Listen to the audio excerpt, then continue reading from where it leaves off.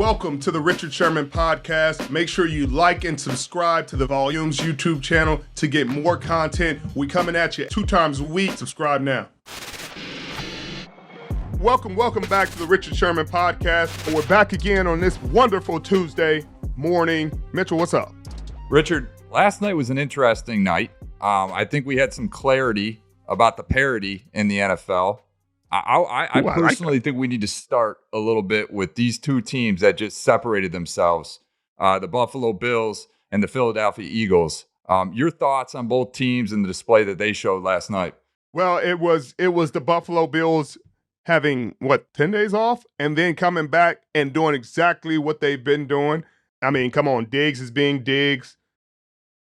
Josh Allen's being Josh Allen. They're throwing the ball all around the yard. Their defense is opportunistic. Von Miller is still ghosting people. And, I mean, their D-line is looking very ferocious. They're looking great on all 3 levels of defense. But the Philadelphia Eagles, Jalen Hurts may be the real deal. He might be that guy. And I'll tell you who really is that guy. Our guy, Big Play Slay. Big play. Big play. Got the C on his chest, but guess what? It didn't change. Straps. Strapped up. He's strapping everybody. You throw it up, he's bringing it down. I thought Kirk Cousins and Justin Jefferson were on a roll. They're about to have a wonderful season. They may still be about to have a wonderful season. But when you need somebody stopped, you need a big play, pick up your phone. You call Slay. We had Big Play on the podcast last week. And one thing that he said and he wanted to make clear was that he's going to be a little bit more vocal this year. He said that he doesn't like to brag about himself. So let's brag for him. Where would you rank Big Play Slay in the hierarchy of cornerbacks in this league right now, today? Well, right now, I mean, we're going week to week because the top corners that I had in my rankings had kind of a rough week last week. I have J.C. Jackson at the top. He had kind of a rough week. Ward, the Cleveland Browns, had a little bit of a rough week. Ramsey had a pretty solid week this week, so he's coming back into the rankings. But Big Play Slay, right now, Slay got to be 2. Slay has to be 2 in my rankings right now. And maybe, actually 1. He's going to be 1 this week. This week, Big Slay coming off of 2 picks. He's got to be 1. He's the guy right now. He's the one that people are going to have to deal with until it's shown otherwise. What he did to Justin Jefferson, and he said it. He circled this game on his calendar as soon as he got the schedule.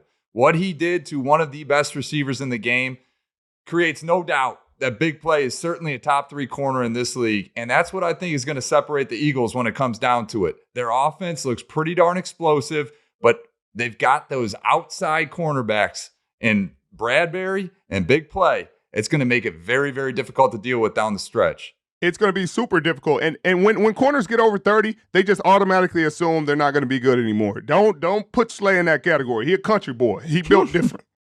Let's not forget, Rich, when you were 31, you went to the Super Bowl. You helped the 49ers get to the Super Bowl, and you were coming off an Achilles injury. So make no mistake about it. He's still a young man, and he's got a lot of game left in him. Now, Rich, I know one of the other big topics that you had was what happened in Las Vegas with Kyler Murray at the end of that game. I want you to walk through what happened and what it's like being an athlete, being in that setting when you're on the road and, dealing with fans. Well, I mean, clearly, it was a lot of chaos that went on in that game. But Kyler Murray dealt with a lot of adversity, and the Raiders folded. That's kind of the story of that game. Kyler Murray played well down the stretch and made huge plays. I mean, that 2-point conversion, they said he covered like 80 yards on the play. But he did whatever it took to get that ball in the end zone and get those points for his team. But the real story is the collapse. I mean, Derek Carr has to play better down the stretch. The defense, they did all this stuff to revamp that defense. They have to play better down the stretch. Devontae Adams they're doubling him. So you have to find Darren Waller. You have to find Hunter Renfrow, and Derek Carr wasn't able to do that. And that's the stuff that has to change. If this is going to be, Josh McDaniels is going to make this a different Raiders team than Raiders past, then that's what the hump they're going to have to get over. They're going to have to find a way to close this game out. Beyond that game, I know one of your other former teams kind of got off to a slow start, the Tampa Bay Buccaneers. What do you like about Tampa? Obviously, they were able to get the win, a tough matchup against the Saints, a team they always have trouble with. But what do you think of what's going on in Tampa right now. We saw a lot of frustration on that field, a big fight at the end. Where do you see Tampa moving forward? Well, they're getting free agents, and they just signed Cole Beasley because they had a record number of drops in that game. A record. You know, they have veterans. They have some of the top receivers in the league if they're healthy. But Julio Jones was inactive that game. Mike Evans got kicked out of the game and is suspended for this next game against the Packers. And then Chris Godwin is still recovering from that hamstring injury. So you go from one of the most feared and respected receiving corps to a bunch of unknowns, and those unknowns drop the rock. And you can't have that. And you can't have that with Tom Brady at quarterback. Or guess what? Things are going to change, and things are changing right now. They brought Cole Beasley in. They'll bring other people in if it continues after this week. And that's what you're going to expect. You're going to expect them not to have a slow start this week. They're going to try to attack this Packers defense, but who are they going to attack them with? That's the question. And at the same time, it's a big win for them, to beat the Saints. Is like, it's facing your fears, it's facing adversity, it's facing the team that always gave them the biggest trouble and finding a way to win. And who knows? Mike Evans got suspended in that game, but that hit might have set the tone for changing the dynamic and the attitude, because they haven't gone to New Orleans and won that game in a very long time. Tom Brady has made a point of emphasis on his personal health. He's taken the extra day off on Wednesdays. You think this is the right move for Tampa Bay and for him? And how does that affect, the team moving forward with your quarterback not being there on Wednesdays during practice? I think it's fine. I think it's perfect. 23 years, you get to do what you want. If you want to take Wednesdays off, you take Wednesdays off. He's done it right. He's done it for a long time. I don't think it has a tremendous impact on the team. I think it has a tremendous impact on his longevity and his performance in the later months of the year, the Decembers, the Januaries, the potential February, where you really need him to perform at a high level. I have to talk about it. This is my one plug in every podcast is going to be the hometown Detroit Lions. Richard, they won, and they looked good doing it. This team developed an identity, and looking at what the Eagles did this past Monday, the Eagles look like a top 5 team in the league. Detroit gave them a lot of trouble. Is Detroit legitimate contenders for their division, or is this just same old Lions? It doesn't look like the same old Lions. It does not look like the same old Lions. I mean, you're talking about Aiden Hutchinson having 3 sacks in the ball game. You're talking about them flying around, them showing effort. You're talking about another St. Brown out there. I think he just broke the record for consecutive games with 8 receptions and a touchdown. I mean, it doesn't look like the same old Detroit Lions. And that division still looks wide open. Obviously, the Packers went out there and handled business against the Chicago Bears and showed them that they might be a little bit of pretenders. That first week might have been flukish. But, I mean, I think they're competitive. Anytime you got a team going out there running and hitting the way they are, they're going to have a chance. Now, Rich, week 2's over. We're turning our folks now to week 3. And what are some of the big games that stick out to you?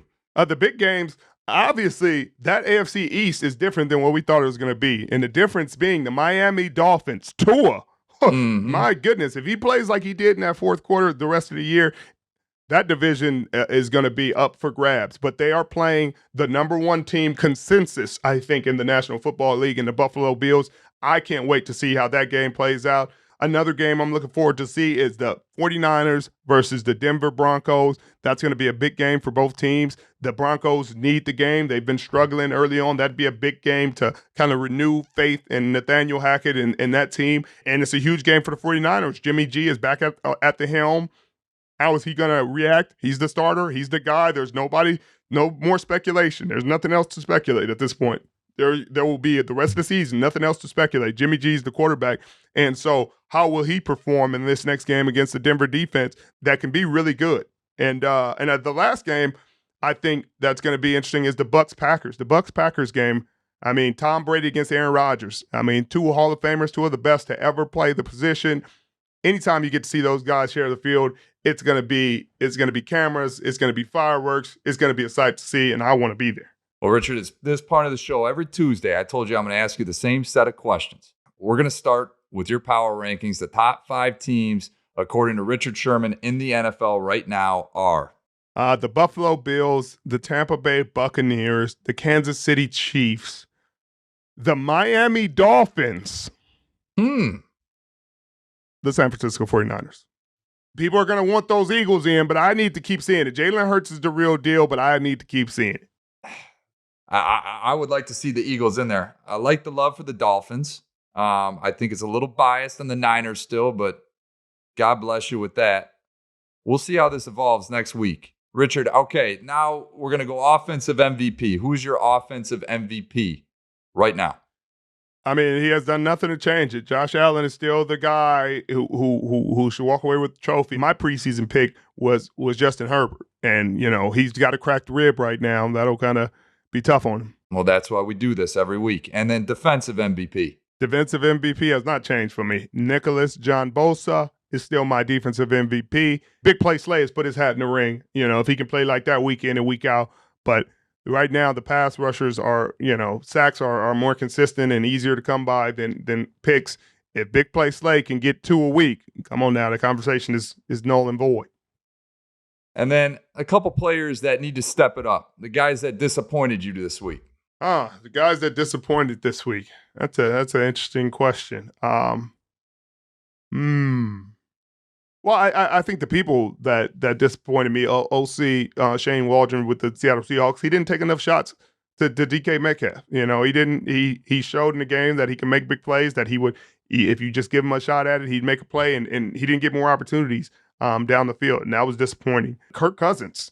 My goodness, Kirk, you can't play like that. You cannot do that. That's disappointing. Matt Ryan, they paid him a lot of money. They expected him to come in and really right the ship, especially after Carson Wentz. And Carson Wentz had a really solid season. He's doing really well out there in Washington. They're not winning games, but he's playing well. And he's doing the opposite. He threw 3 picks in the game and really didn't give his team a chance.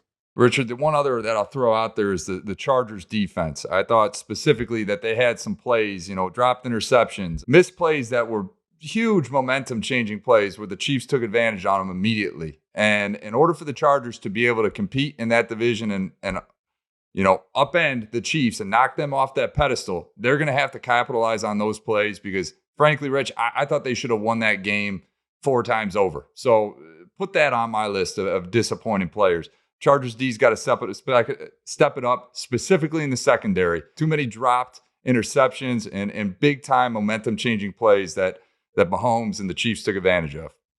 No question. And they can't have that. They got to develop that killer instinct and put people away, put teams away, and that's going to define their season.